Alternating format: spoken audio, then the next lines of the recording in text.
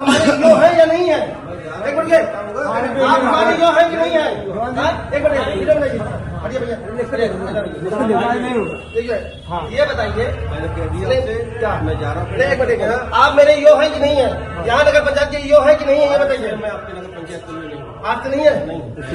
नहीं है। इस समय अंबेडकर नगर जिले के नगर पंचायत अशरफपुर किछौछा में मैं हूँ और यहाँ पे जैसा कि अक्सर नगर पंचायत अशरफपुर किछौछा इन पिछले 2 महीनों में काफ़ी विवादों में भी रहा और कई मामलों में चर्चा भी इसकी बहुत होती रही अवैध अतिक्रमण को हटाने को लेकर। उस अवैध अतिक्रमण का विवाद अभी कुल मिला के शांत ही नहीं हुआ था कि अचानक यहाँ के ईओ संजय जायसवाल ने कह दिया कि मैं नगर पंचायत अशरफपुर किछौछा का ईओ ही नहीं हूँ। तो जानते हैं कि क्या है पूरा मामला, क्या है पूरा विवाद और ये सारा विवाद चेयरमैन ओमकार गुप्ता को लेकर और ईओ के बीच यहाँ खींचतान की बातें काफ़ी हफ्तों से आ रही थी, लेकिन आज ये मामला सतही धरातल पे आ गया और ईओ ने खुद नगर पंचायत से ये कहते हुए कार्यालय को छोड़ दिया कि मैं नगर पंचायत अशरफपुर किछौछा का ईओ ही नहीं हूँ। तो जानने का प्रयास करते हैं कि आखिर ये नौबत क्यों आई और कहाँ तक ये मामला इस हद तक पहुँच गया कि ईओ को अपना कार्यालय छोड़कर जाना पड़ा। तो ये बताएं कि किस तरीके से इस पूरे विवाद की शुरुआत हुई और ये मामला कैसे यहाँ तक पहुँच गया कि एक ईओ को पहली बार इस जनपद के इतिहास में शायद ऐसा पहली बार मेरे जानकारी के हिसाब से है कि किसी ईओ को ये कहने के लिए बाध्य होना पड़ा कि मैं आपका नगर पंचायत अशरफपुर किछौछा का ईओ नहीं हूँ। तो ये विवाद कहाँ से बढ़ा और ये कहीं ना कहीं कहा जा रहा है कि आप वहाँ उनके कार्यालय के बाहर बैठ के जो है धरना प्रदर्शन कर रहे थे, तो इसमें कहाँ तक क्या सच्चाई? सबसे पहले मैं यूपी न्यूज़ अर्बन के दर्शकों को नमस्कार प्रणाम करता हूं और रवि जी आपको विशेष तौर पे धन्यवाद ज्ञापित करता हूं, प्रणाम करता हूं। देखिए मामला यो से कोई मामला ऐसा नहीं था। बात यहाँ पे जनता की लड़ाई का है, जनता की समस्याओं को लेकर ये पूरा मामला है। और मैं बताना चाहता हूँ आपको कि 6 तारीख को इनकी कुछ तबीयत खराब होती है और 7 तारीख को ये व्हाट्सएप के जरिए से मुझे 6 फरवरी को इनकी कुछ तबीयत खराब होती है, तो ये प्राथमिक स्वास्थ्य केंद्र जाते हैं। तो फिर रात 7 तारीख को ये मुझे व्हाट्सएप मैसेज करते हैं, एक पत्र में ये लिखा होता है कि मेरी तबीयत खराब है और मुझे 10 दिन के लिए बेड रेस्ट करने के लिए डॉक्टर ने सलाह दी है। तो मैंने कहा ठीक है। मैंने उस पर स्वीकृत तो नहीं की, लेकिन ये स्वीकृत मानकर खुद ही ये अपना बेड रेस्ट के लिए चले गए। 7 तारीख को जब ये चले गए तो मैंने इनसे एक निवेदन किया था कि जो हमारे सफाई कर्मचारी हैं उनका वेतन आप दे दीजिए और सिग्नेचर कर दीजिए, आप चले जाइए, कोई दिक्कत नहीं है, आपकी तबीयत खराब है लेकिन सिग्नेचर कर दीजिए। उन्होंने कहा नहीं, मैं सिग्नेचर नहीं करूँगा और मैं अभी छुट्टी पे जा रहा हूँ, इलाहाबाद जा रहा हूँ, मैं नहीं करूँगा। मैंने कहा ठीक है कोई बात नहीं, आप चले जा सकते हैं, जाइए। जब इनका ये 10 दिन की छुट्टी पत्र के माध्यम से मांगे हमसे, उसके बाद 18 तारीख को जब 17 तारीख को छुट्टी खत्म होती है, 18 तारीख को ये वापस कार्यालय नहीं आते हैं, 19 तारीख को नहीं आते हैं, 20 तारीख को नहीं आते हैं, 21 तारीख को नहीं आते हैं, मतलब लगातार 28 तारीख तक कार्यालय नहीं आते हैं। इसकी लिखित सूचना न मौखिक सूचना, मुझे इसकी कोई जानकारी इनके द्वारा नहीं दी जाती है। इसी दरमियान जनता की समस्या बढ़ती चली जाती है। जनता बार बार हमें फ़ोन करती है, माननीय सभासद महोदय को फ़ोन करती है। तो माननीय सभासद महोदय मुझे कहा कि ऐसे कैसे चलेगा चेयरमैन साहब, 7 तारीख से लगातार 17 तारीख तक छुट्टी पे थे, फिर उसके बाद 18 तारीख से लगातार ये 18 तारीख से लगातार 28 तारीख तक छुट्टी पे हैं, कोई काम नहीं करना चाहते हैं नगर पंचायत का, कोई कार्यालय का काम नहीं करना चाहते हैं, तो बड़ी समस्या का सामना करना पड़ रहा है। तो मैंने कहा आप लोग एक बार ईओ साहब से बात कीजिए और उनसे मिलकर अपनी बात को रखने का प्रयास कीजिए। उस संबंध में माननीय सभासदगण महोदय लगातार कोशिश करते रहे, 10 दिन 18 तारीख से लेकर 28 तक लगातार कोशिश करते रहे। एक मिनट मैं आपको बीच में रोकना चाहूंगा। इन सारे प्रकरण के बीच में इतनी अनियमितता के बाद में इसकी कोई लिखित सूचना किसी उच्च अधिकारी को आपने दी? देखिए मैं बता दूं, आपने बीच में रोक दिया, मैं बताना चाह रहा था। इसके संबंध में मैंने उप जिलाधिकारी महोदय को 21/11/2024 को एक पत्र प्रेषित किया इनके लापरवाही के संबंध में। फिर 19/1/2025 को एक पत्र इनको पत्र जिलाधिकारी महोदय को दिया गया। फिर तीसरा पत्र अभी कल मैंने फिर इनको दिया। मतलब 3 पत्र को मैं लगातार जिलाधिकारी महोदय को अवगत कराता रहा, लेकिन जिलाधिकारी महोदय इस पे कोई संज्ञान नहीं लिए। ये उनकी कोई व्यस्तता हो सकती है, ना लिए हों, ये मैं इस पे कुछ टिप्पणी नहीं करना चाहता, लेकिन मैंने इनको पत्र प्रेषित किया, उच्च अधिकारियों को प्रेषित किया, एडीएम साहब को भी प्रेषित किया। मतलब उनको सूचना तो उनको भी बताया, इस बात को फोन से बताया, वॉइस मैसेज से भी बताया, सारी चीजें बताया, पल पल भर की खबर मैं उप जिलाधिकारी महोदय को एडीएम सर को और डीएम सर को देता रहा, लेकिन उनके द्वारा इनके ऊपर कोई कार्रवाई या कोई इनसे बात पूछने की मतलब कोशिश नहीं की गई। तो जान ही सकते हैं। तो इस पूरे प्रकरण में ये विवाद आखिरकार क्या सिर्फ एक छुट्टी के नाते या कार्य अनियमितता के नाते ये विवाद इतना ज्यादा बढ़ गया? देखिए, मैं विवाद बढ़ा नहीं, मैं फिर बता रहा हूँ, ये विवाद नहीं है। विवाद यह है कि अगर नगर पंचायत के आप अधिशासी अधिकारी हैं और सरकार आपको तनख्वाह दे रही है, जनता के पैसे का तनख्वाह सरकार दे रही है, तो आपको काम करना पड़ेगा। आप 10 बजे कार्यालय आएंगे और 4 बजे कार्यालय से जाएंगे। इस बीच में कोई उच्च अधिकारियों का कोई निर्देश आदेश आता है तो मुझे अवगत करा के तब जाएंगे आप। लेकिन आप अपने घर बनाए हैं इसको, जब मन कहे तब आए, जब मन कहे तब चले गए। तो क्या ऐसा चलता है कार्यालय क्या? भाई, मैं नगर पंचायत का अध्यक्ष हूँ, इस संस्था का अध्यक्ष हूँ, मुझे आपको बताना पड़ेगा। इसमें माननीय योगी आदित्यनाथ जी का स्पष्ट शासनादेश है, उनका आदेश है कि जब कोई भी कर्मचारी, सरकारी कर्मचारी नगर पंचायत परिक्षेत्र से अगर छोड़कर जाता है तो उसे अपने उच्च अधिकारियों को अवगत कराना पड़ेगा। तो किसको इन्होंने अवगत कराया? मैं इनका अधिकारी हूँ, तो मुझे कैसे इन्होंने अवगत कराया? नहीं कराया, अपनी मर्जी से काम किया, अपनी मर्जी से चले गए। अब बात बताने वाला था, जो बीच में बात कट गई थी। बात दरअसल ये थी, जब माननीय सभासदगण महोदय लगातार 10 दिन से प्रयासरत थे, जब एक जनप्रतिनिधि 11 जनप्रतिनिधि जब ईओ साहब से नहीं मिल पा रहे हैं, वो रिक्वेस्ट कर रहे हैं, साहब हमसे मिल लीजिए, हमारी समस्या को सुन लीजिए, हमारी बातों को सुन लीजिए। जैसे कि मृत्यु प्रमाण पत्र है, जन्म प्रमाण पत्र है, कूड़े की समस्या है, बिजली की समस्या है, सफाई कर्मचारियों की समस्या है। इन सब समस्याओं को कौन निस्तारित करेगा? उन सब समस्याओं को अधिकारी ही निस्तारित करेगा। और 11 सभासद जो कि मिलना चाह रहे थे, लेकिन उन्होंने टाइम नहीं दिया मिलने के लिए। आप ये बता दो, जब 11 सभासद 10 दिन से लगातार प्रयासरत हैं एक अधिशासी अधिकारी से मिलने के लिए, तो जनता का क्या हाल होगा बताइए? जनता किसके हाल पे हम छोड़ दें? हमें 5 साल बाद जनता के बीच में जाना है, और हम इन अधिकारियों का पूजा अगरबत्ती लेके पूजा तो नहीं करने बैठे हैं। हम तो अपनी बात को रखेंगे और सत्यता की लड़ाई लड़ेंगे। आपको जनता के द्वारा सरकार के द्वारा तनख्वाह मिलता है, तो 10 से 4 को आपको ड्यूटी देना है। आप बैठा, अगर कोई मीटिंग होती है तो हमें लिखित बताओ ना, हमें लिखित सूचना दो, हमें फोन पे सूचना दो, क्यों नहीं देते हो आप? तो इस वजह से आपको वहाँ उनके कार्यालय के बाहर धरना देना नहीं, पड़ा? ये धरना था क्या? हाँ, धरना नहीं था। अब मैं आपको स्पष्ट करना चाहता हूँ, इसको भी स्पष्ट कर दूं। और कुछ पत्रकार साथी हमारे हैं, मेरा बिना पक्ष जाए हुए इस तरीके का खबर चला दिए। खैर, वो पत्रकारिता के लिए अच्छे जाने जाते होंगे, लेकिन मेरे पक्ष को उनको लिखना चाहिए था। आप एक अच्छे पत्रकार, आपने मेरी बातों को सुना और अच्छा सवाल मुझसे किया कि धरना था आपका। मैं धरना देने के, आप ये बता दो, नगर पंचायत अशरफपुर की जो संस्था है, ये कार्यदायी संस्था है, इसका अध्यक्ष मैं हूँ, चेयरमैन मैं हूँ इसका।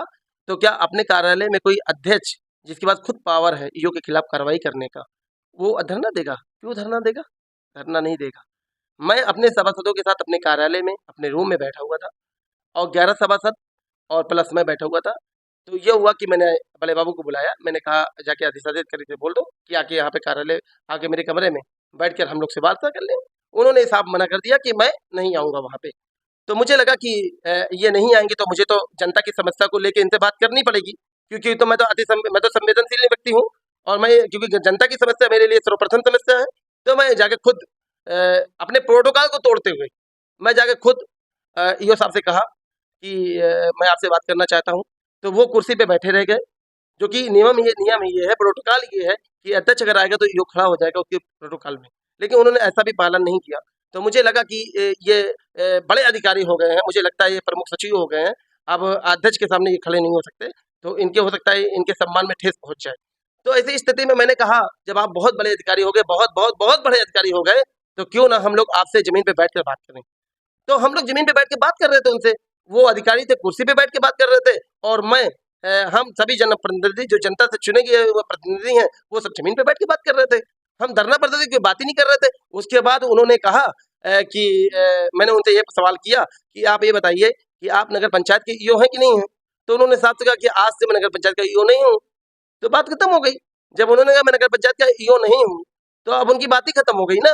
तो मैंने उनसे ये निवेदन किया, मैंने कहा आप ये लिखित दे दीजिए। उन्होंने कहा नहीं, मैं लिखित नहीं दूंगा, लेकिन मैं आज से नगर पंचायत का ईओ नहीं हूँ। तो इस पूरे मामले का संज्ञान आपने उच्च अधिकारियों को दिया? देखिए, वो सोशल मीडिया के माध्यम से मैं बहुत सारे पत्र इनको दे चुका हूँ, बहुत सारे पत्र स्पष्टीकरण जारी कर चुका हूँ।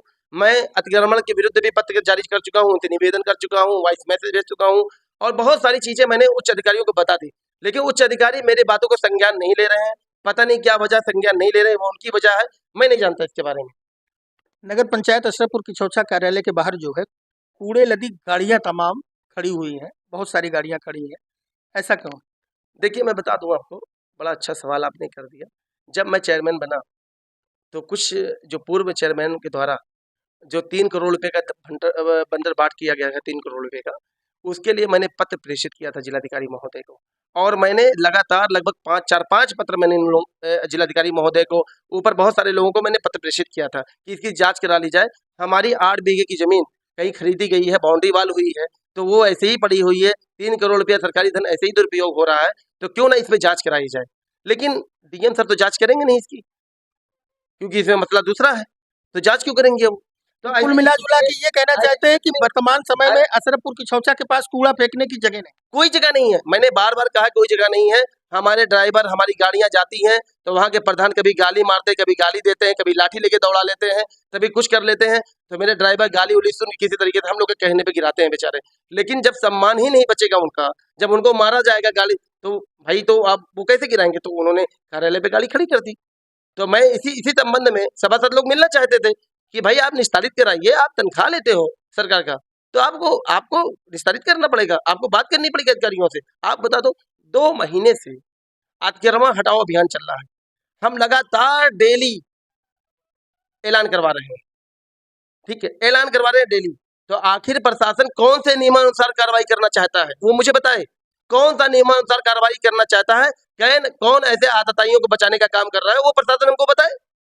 वो बताना नहीं चाहती। आप काम करना नहीं चाहते, काम आप करिए ना, आप जांच बैठाइए ना।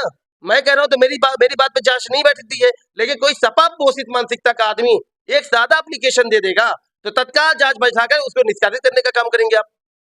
ये दुख की बात है।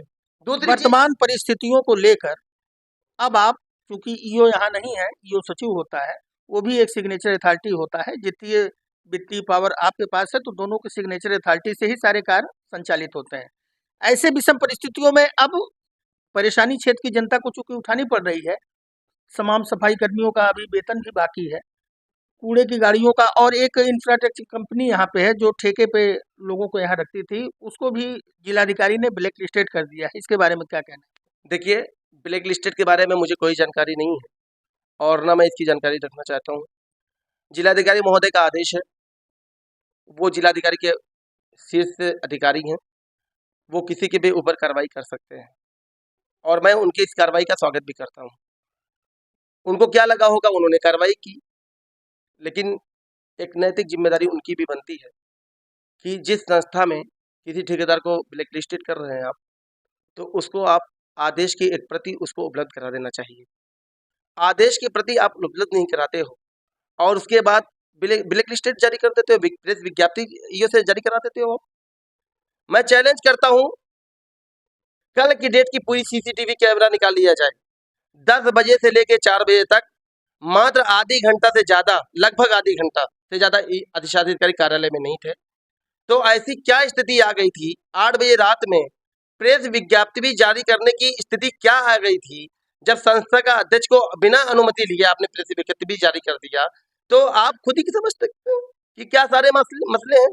जब सपा पोषित लोगों को यहाँ के अधिकारी उसको संरक्षण देंगे, तब क्या हो सकता है, आप सोच सकते हो ना। तो वर्तमान परिस्थितियों से कैसे आप निपटेंगे? देखिए, वर्तमान परिस्थितियों को हम जनता के आवाज के साथ लड़ाई लड़ेंगे और पूरी तत्परता के साथ लड़ने की कोशिश करेंगे, क्योंकि हमारी लड़ाई सत्य की है। और अब बात भी बंद कमरे में नहीं होगी, अब सार्वजनिक स्थल पे बात होगी। किसी से भी बात होगी सार्वजनिक स्तर पे, ऑन कैमरा के सामने और पत्रकार महोदय के सामने होगी।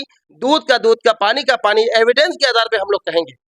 ऐसा नहीं है, मैं बताना चाहता हूँ कि शकील एंड कंपनी हमारे वहाँ मेन सोर्स का पावर काम करती थी।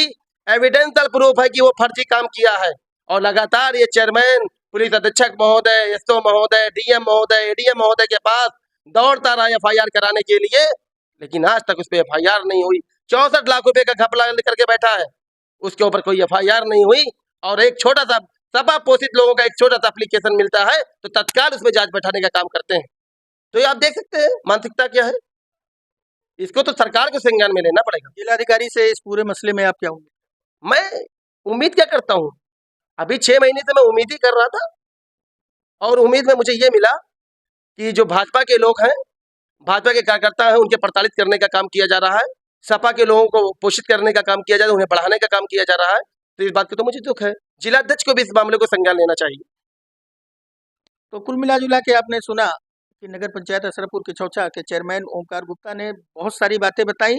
उन बातों में कितनी सच्चाई है, और चूंकि एक प्रमाण देने की बात भी कर रहे हैं कि कहीं ना कहीं नगर पंचायत के जो ईओ रहे हैं वर्तमान समय में किस वजह से और किन कारणों की वजह से वो यहाँ पर मन से काम नहीं कर पा रहे थे। तमाम सारी अनियमितता की बात भी आ रही है सामने कि वो समय यहाँ नहीं दे रहे थे, उसकी वजह से तमाम सारे कार्य बाधित हो रहे थे, वित्तीय कार्य भी बाधित हो रहे थे, कार्य भी बाधित हो रहे थे।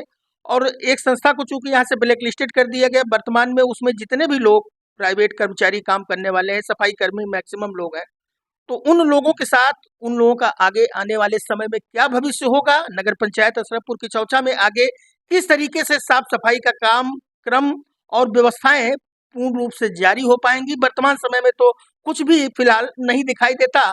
आगे आने वाले समय में ये पूरा मामला कैसे और किस तरीके से ऊंट अपनी करवट बदलेगा और ये पूरा मामला सही होगा, ये तो आने वाले भविष्य के गर्भ में है। यूपी न्यूज अर्बन पंचायती से रवि श्रीवास्तव, अम्बेडकर नगर।